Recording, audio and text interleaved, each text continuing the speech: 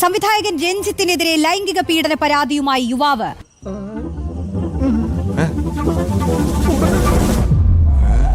Hotel മുറിയിൽ വെച്ച് പീഡിപ്പിച്ചെന്ന് പരാതി. തീരെ തരംതാണവരെ അങ്ങനെയൊക്കെ ചെയ്യും. പുള്ളി അത്രയും വലിയ ലിജൻഡാണ്. ഞാനും ഒരു കോഴിക്കോടുകാരനാണ്, അദ്ദേഹം കാലിക്കറ്റുകാരനാണ്. ഏതാ നിന്റെ രാജ്യം? കോഴിക്കോട്. എനിക്ക് സിനിമയിൽ ഇപ്പോൾ അദ്ദേഹം എന്നോട് പറഞ്ഞ 2-3 ആൾക്കാർ ഇന്ന് കേസിലൊക്കെ പ്രതികളാണ്. സോ ആ പറഞ്ഞ ആൾക്കാരൊക്കെ എന്നോട് മീറ്റ് ചെയ്യാൻ പറഞ്ഞിട്ടുണ്ടായിരുന്നു.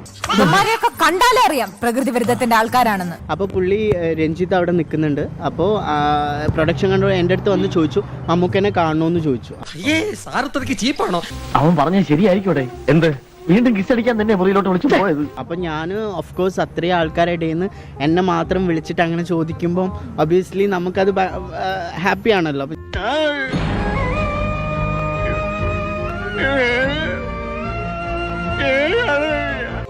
സത്യത്തിൽ ഇന്നലെ എന്താണ് സംഭവിച്ചത്?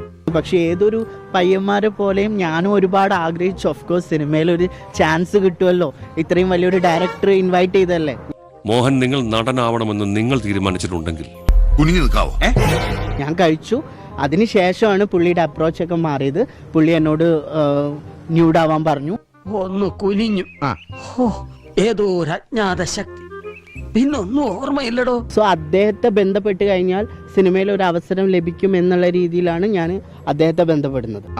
കുനിഞ്ഞ മർമ്മം അടിച്ചോണ്ട് പോണ നാടല്ലേ പിള്ളേച്ച, എന്തിനാ കുനിഞ്ഞത്? നല്ല പെടയാണെന്ന് എനിക്ക് വെച്ച് തരേണ്ടത്. താനാണ് ഇതിനൊക്കത്തിനും കാരണം. പുള്ളിക്ക് കുറച്ചും കൂടി പേഴ്സണലായിട്ട് പുള്ളി എന്നെ കുറച്ചും കൂടി ബോഡി, എനിക്കത് പറയാൻ കുറച്ച് ബുദ്ധിമുട്ടുണ്ട്.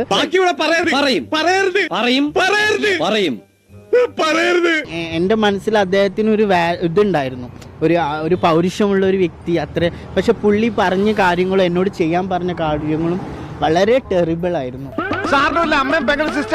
അല്ല മാത്തൂട്ടി, കാശ് തന്നെ വളക്കാൻ നോക്കണേ, എന്നെ കിട്ടൂല. വണ്ടി വിട്ടോടാ, കുഴപ്പമില്ല. എല്ലാവർക്കും സന്തോഷമായല്ലോ? എനിക്ക് സന്തോഷമായി. എല്ലാവർക്കും